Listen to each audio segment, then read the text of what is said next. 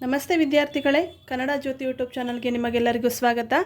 ನಾನು ಕಳೆದ ವಿಡಿಯೋದಲ್ಲಿ ಅವ್ಯಯಗಳು ಅಂದ್ರೇನು, ಅವ್ಯಯಗಳು ಯಾವ್ಯಾವುದು ಮತ್ತು ಅದರಲ್ಲಿ 3 ಅವ್ಯಯಗಳ ಬಗ್ಗೆ ವಿವರವಾಗಿ ತಿಳಿಸ್ಕೊಟ್ಟಿದ್ದೆ. ಸಾಮಾನ್ಯ ಅವ್ಯಯಗಳು, ಅನುಕರಣ ಅವ್ಯಯಗಳು ಮತ್ತು ಭಾವಸೂಚಕ ಅವ್ಯಯಗಳ ಬಗ್ಗೆ ತಿಳಿಸ್ಕೊಟ್ಟಿದ್ದೆ.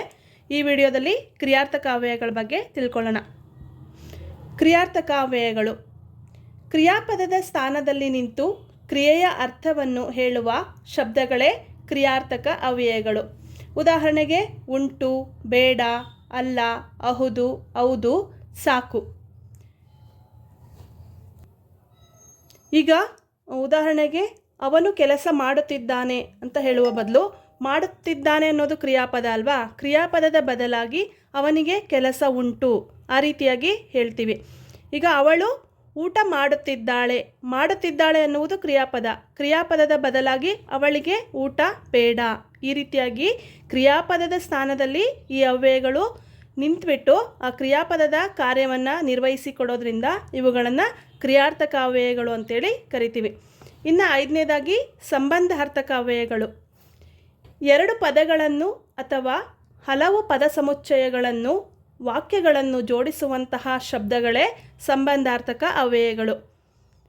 ಉದಾಹರಣೆಗೆ ಉ, ಅಥವಾ, ಮತ್ತು, ಆದ್ದರಿಂದ, ಅಲ್ಲದೆ, ಆದರೆ, ಇನ್ನು, ಹಾಗಾದರೆ ಇತ್ಯಾದಿ ಇವುಗಳನ್ನು ಸಂಬಂಧಾರ್ಥಕ ಅವ್ಯಯಗಳು ಅಂತೇಳಿ ಕರಿತೀವಿ.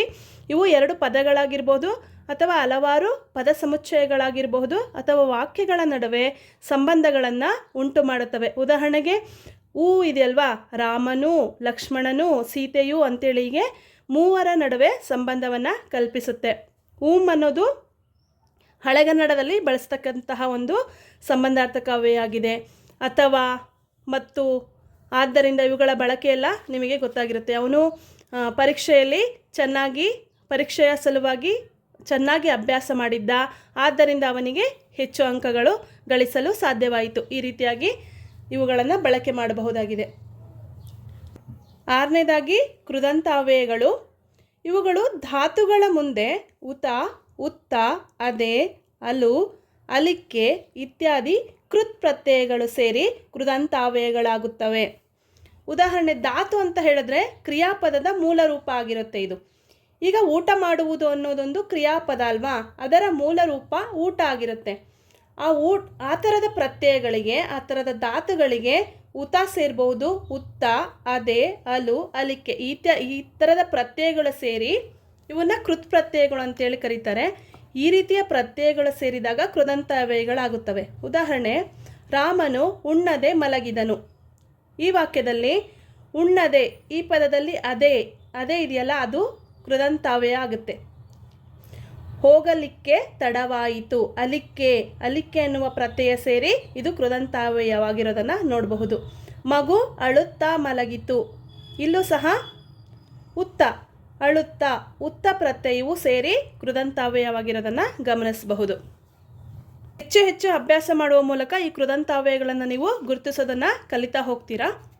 ನಂತರದ ಅವ್ಯಯ 7ನೇ ಅವ್ಯಯ ತದ್ದಿತಾಂತ ಅವ್ಯಯಗಳು. ಏನಪ್ಪ ತದ್ದಿತಾಂತ ಅವ್ಯಯಗಳು ಅಂತ ಹೇಳಿದ್ರೆ, ನಾಮಪದಗಳ ಮುಂದೆ ಅಂತೆ, ಒಲು, ಓಲ್, ಓಸುಗ, ಆಗಿ, ತನಕ, ವರೆಗೆ, ಓಸ್ಕರ ಇಂತಹ ಇತ್ಯಾದಿ ಪ್ರತ್ಯಯಗಳು ಸೇರಿ ಆಗುವ ರೂಪಗಳೇ ತದ್ದಿತಾಂತಾವ್ಯಯಗಳು.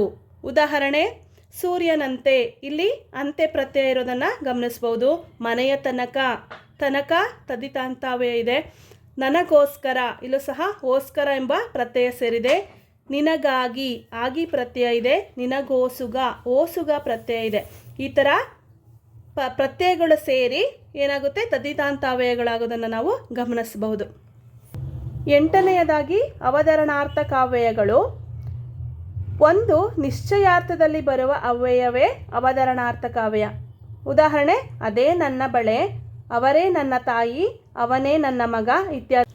ಹಾಗಾದರೆ ಯಾವುದಾದರೂ ಒಂದು ವಸ್ತು ಅಥವಾ ವ್ಯಕ್ತಿ ತನಗೆ ಸೇರಿದ್ದು ಎಂದು ನಿಶ್ಚಿತವಾಗಿ ಹೇಳುವುದೇ ಅವತರಣಾರ್ಥಕ ಅವ್ಯಯ. ನಂತರ 9ನೇದಾಗಿ ಸಂಬೋಧಕಾವ್ಯಯ. ಯಾರನ್ನಾದರೂ ಕರೆಯುವಾಗ ಅಥವಾ ಸಂಬೋಧಿಸುವಾಗ ಉಪಯೋಗಿಸುವ ಶಬ್ದಗಳನ್ನು ಸಂಬೋಧಕಾವ್ಯಗಳು ಎಂದು ಕರೆಯುತ್ತೇವೆ. ಉದಾಹರಣೆ, ಯಾರ ಜೊತೆಗಾದರೂ ಮಾತನ್ನು ಆರಂಭಿಸುವ ಮೊದಲು ಅವರನ್ನು ನಾವು ಸಂಬೋಧಿಸ್ತೀವಿ.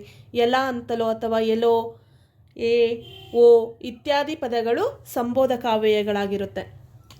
ನಂತರ 10ನೇದಾಗಿ ಪ್ರಶ್ನಾರ್ಥಕಾವ್ಯಗಳು. ಪ್ರಶ್ನೆ ಮಾಡುವಾಗ ಉಪಯೋಗಿಸುವ ಅವ್ಯಯಗಳನ್ನು ಪ್ರಶ್ನಾರ್ಥಕಾವ್ಯಗಳು ಎನ್ನುತ್ತಾರೆ. ಉದಾಹರಣೆ, ಎ, ಓ, ಆ ಎಂಬ ಪ್ರತ್ಯಯಗಳು ಪ್ರಶ್ನಾರ್ಥಕಾವ್ಯವನ್ನು ಸೂಚಿಸುತ್ತವೆ. ಉದಾಹರಣೆ, ಅವರು ನಿನ್ನ ಸಂಗಾತಿಯೇ. ಇಲ್ಲಿ ಎ ಅಕ್ಷರ ಬಂದಿರೋದನ್ನು ಗಮನಿಸಬಹುದು. ಇದು ಪ್ರಶ್ನಾರ್ಥಕಾವ್ಯಕ್ಕೆ ಉದಾಹರಣೆಯಾಗಿದೆ.